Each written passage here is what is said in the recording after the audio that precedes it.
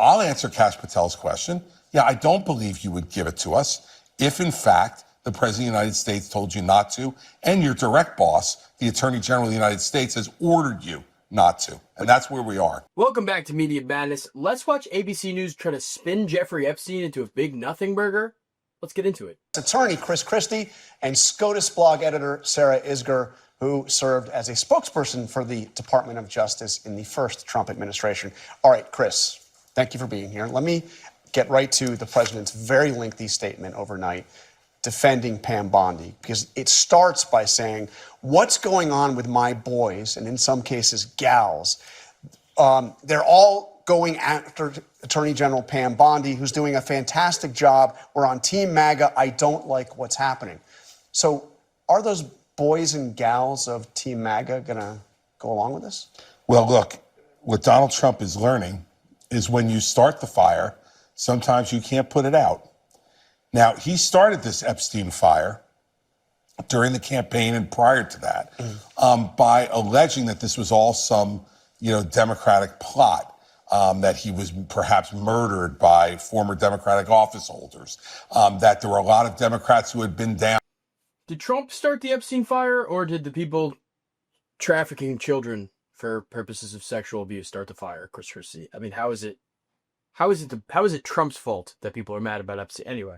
Down to Jeffrey Epstein's island and all the rest. He used that to fire up his own base. And he was going to get to the bottom of it, and he was going to release it because he's absolutely in favor of transparency. Well, now you get into the job and you realize, maybe I don't want to do that. And let's be clear about this. Pam Bondi, there's no chance, in my opinion, that Pam Bondi made this decision on her own. No chance. She was instructed by the White House that we're not releasing this stuff. And that's why he's defending her.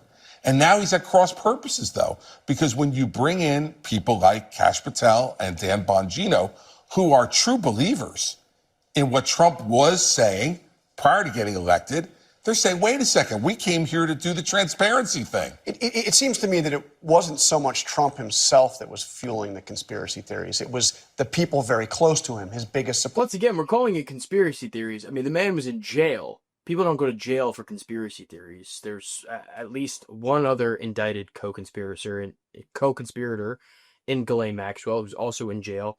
I think it'd be good journalism, ABC, to say exactly what you think is a conspiracy theory here, because there's a lot of there.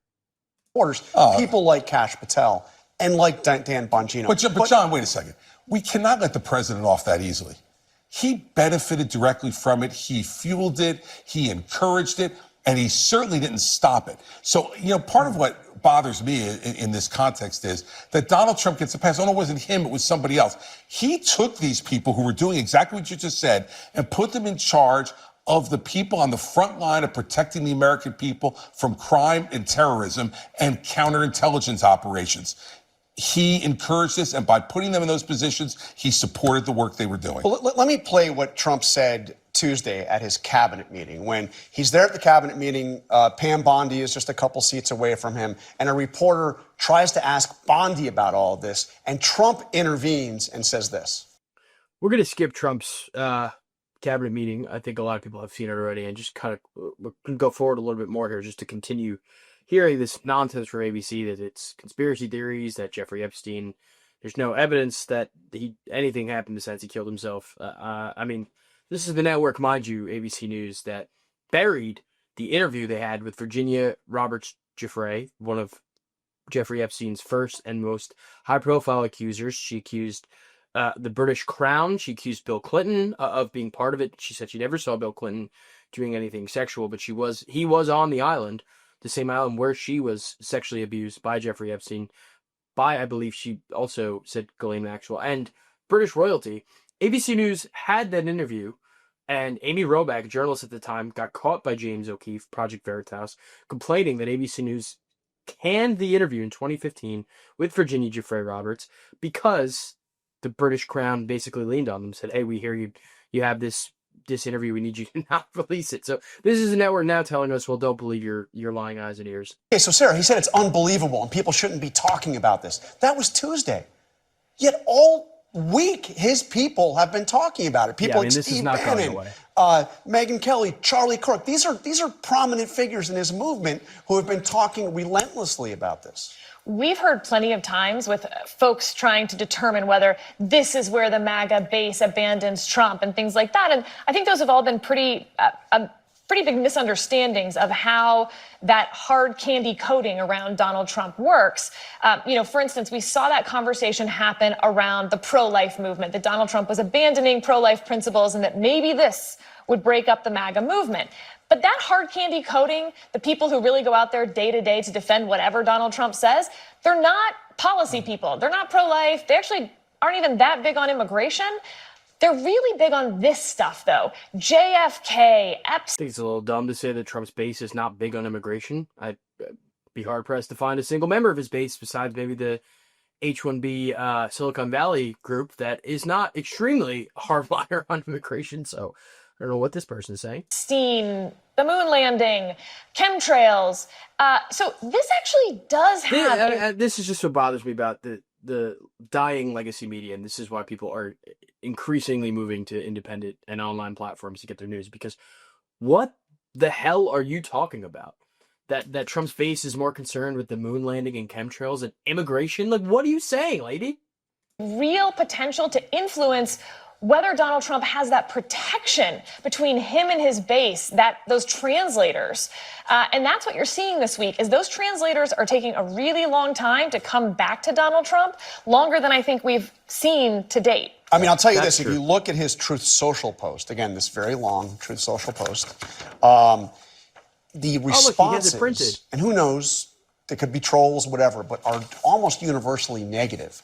People saying that they're not buying it. They're not ready to move on. Well, John, you have Santa's elves telling kids that Santa doesn't exist, and they're having a really hard time with that. So let me then play a little bit more from metaphor. Kash Patel. We heard in the open that this was Kash Patel. He went on Joe Rogan's podcast in June and was asked about all of this, and here's what he had to say. We're going to skip Kash Patel, too, because we've all seen this, and I'm really more interested in hearing the lies that ABC is telling, not maybe the potential non-truths that the Trump administration is spinning. At the Bureau and DOJ to get you what we're allowed to give you. So, again, let me ask the fundamental question. Is the base going to buy it? You have the president saying nothing to see here. And again, he's going to ask that fundamental question. I'm going to ask the fundamental question. ABC News, where the hell do you get off questioning other people's credibility on the Epstein story when you literally buried your interview with his most prominent victim, who, by the way, rest in peace, Virginia Jeffrey Roberts, allegedly killed herself 3 months ago in April. So good job, ABC. You did it. You have Kash Patel, who had been fanning this stuff directly, saying, look, I mean, I would tell you, I got nothing. Well, look, I'll tell you, I'll answer his question. Yeah. Yeah, I don't believe you give it if the President of the United States ordered you not to. Because you haven't shown any independence from the President of the United States in your entire career.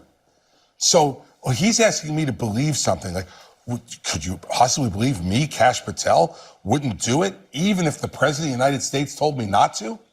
Look, the President made it very clear in that video we just saw before Patel's. I'm done with this. I don't want to talk about it anymore. Donald Trump never gives, or very rarely gives, direct orders.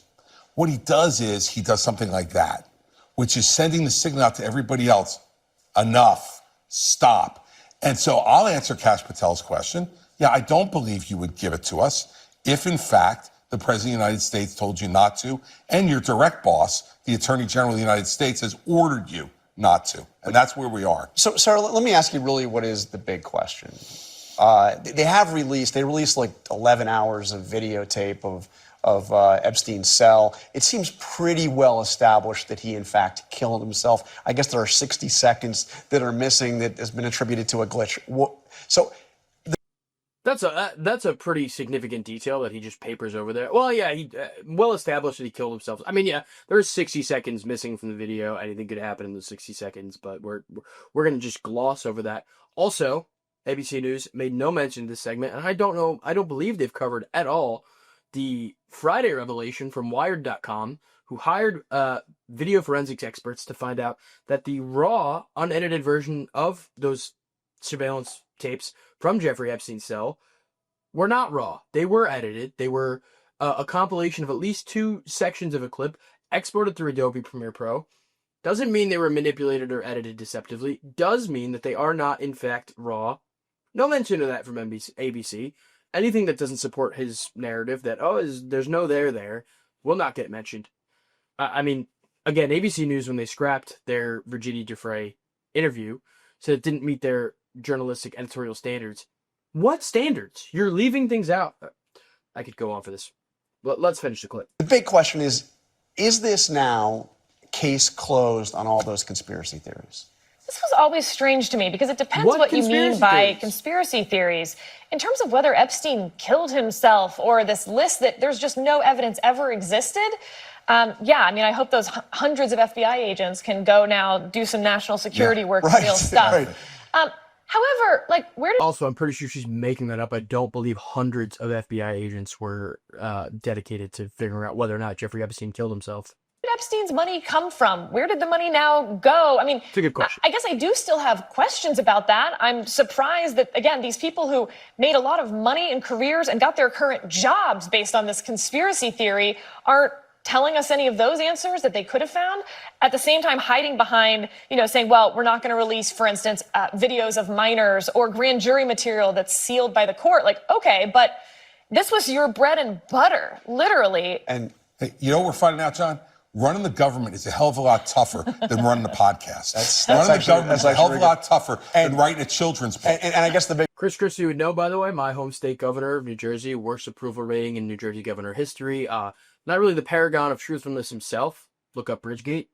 question now is Dan Bongino going to leave and resign and go back to his podcast, Doesn't like or is he his going to job stay anyway. deputy director? Anyway, Come on. well, Sarah, Chris, thank you very much. So that's it. We have ABC News, who is literally complicit in burying stories on Epstein alleged potential victims. We have Chris Christie, who has a known record of lying, discussing whether or not the Trump administration is being truthful about Jeffrey Epstein.